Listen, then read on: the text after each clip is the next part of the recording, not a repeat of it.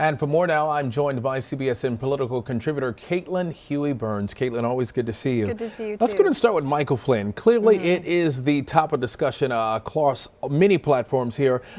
Congress wants him to speak now, but his lawyer is asking for him to speak with immunity. What does this testimony mean? Well, this is a really big, significant deal that he's asking for immunity, because we know both Flynn and Donald Trump on the campaign, during the campaign, said that asking for immunity is akin to being guilty of something, right?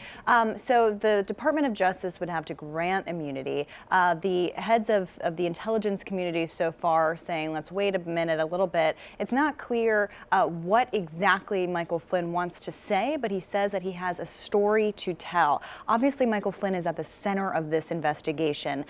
Congress, lawmakers in these committees that are relevant to the investigation believe that he has a lot to say and they want him to testify, but they also think that he has a lot to do with some of this activity. And of course, during the campaign, both Trump and Flynn said that if you ask for immunity, you're probably guilty of a crime. Now the tune has changed. Exactly. How does this sort of shape up and fare out in the public court of opinion? Right. And they're on record, on camera. In the case of Donald Trump, he said it during campaign rallies. Michael Flynn said it during an interview with Meet the Press. And so this creates really a conflict for them. But we've seen the Trump administration kind of just switch gears here when they want to. The problem for them is that this is a drip, drip, drip kind of investigation. It certainly creates a cloud over this administration, and the actions that they've taken so far have not done anything to allay concerns about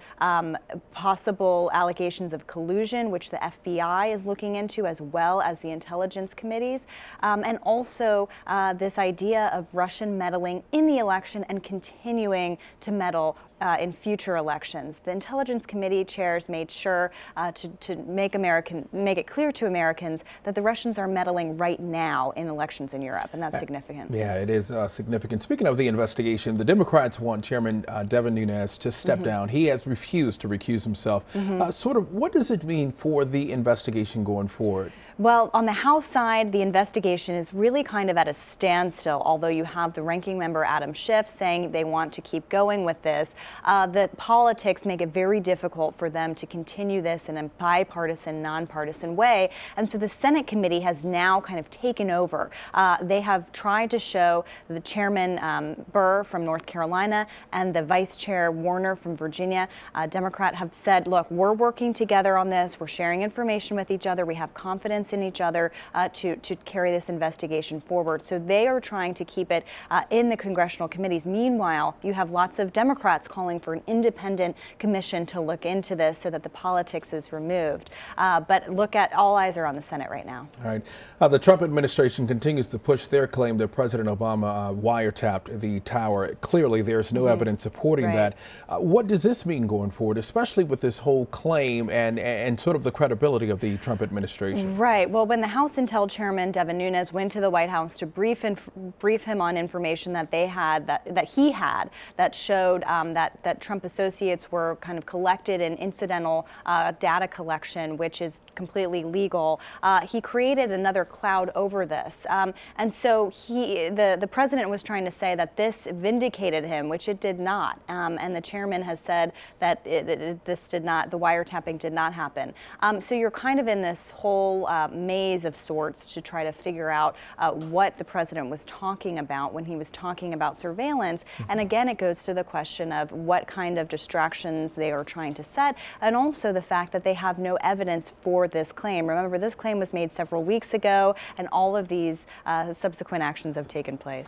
Now, there is ongoing tension between the administration and the Freedom Caucus. The Freedom Caucus, clearly made up of 30 members. President Trump blames them for the health care bill's failure. So if he wants to reform the tax code, how does that work with him? How does it sort of work in his favor if he's fighting against the Freedom Caucus? Right. It looks very difficult for the Trump administration to get anything done through Congress right now. Especially, it is pretty remarkable that a Republican president is pointing fingers within his own party.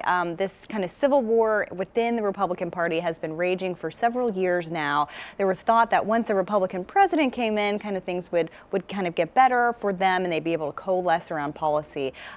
this is not happening. Tax reform looks very difficult moving forward, given everything that we saw with the health care law, but also tax reform is extremely complicated. There are also all sorts of outside groups, lobbyists and influencers who are trying to influence policy. It's not clear how the math adds up in terms of the votes to get anything done on future legislation if you're pointing fingers at your own party. Yeah, is this a lesson for the president moving forward that you just can't bully your way into what you want? Because clearly he's going to need them going forward to get his agenda passed. You know, that's a great point. And he tried to do some bullying during when they were getting the health care legislation. Of course, they never got it to the floor. And he realized that that tactic doesn't work. A lot of these members in the Freedom Caucus are from very conservative districts that Trump won, certainly, but these lawmakers won their districts too. They outperformed Donald Trump in a lot of cases. So they really see no incentive to go against what their constituents want in order to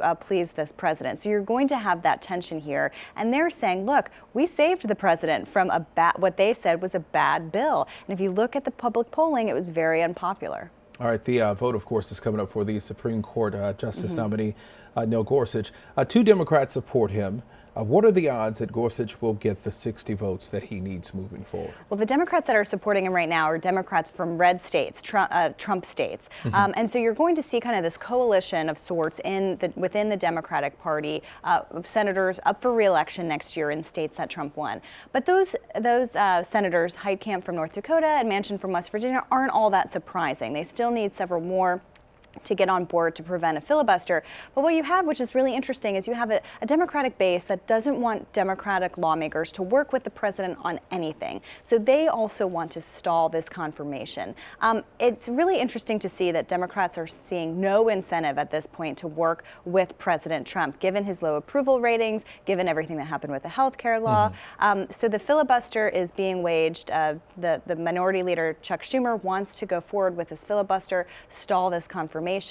The Republicans are saying, look, we'll invoke the nuclear option, which means we can change the Senate rules to make it so that you only need a majority support for these nominees. If they do that, that really changes kind of the makeup of the Senate. How much of this is a payback for what happened during the Obama administration? Well, Democrats are saying, look, we wanted Merrick Garland. You never gave him a hearing or a vote. So a lot of the kind of the ghost of Merrick Garland, if you will, is certainly looming over this. Republicans have made the argument that, look, we don't make these confirmations during a campaign season when lots of different politics are involved. So you certainly have Democratic senators trying to make that argument. All right, Caitlin Huey-Burns, always good to see you, and thanks for coming on. Good to see you too. Thanks. All right.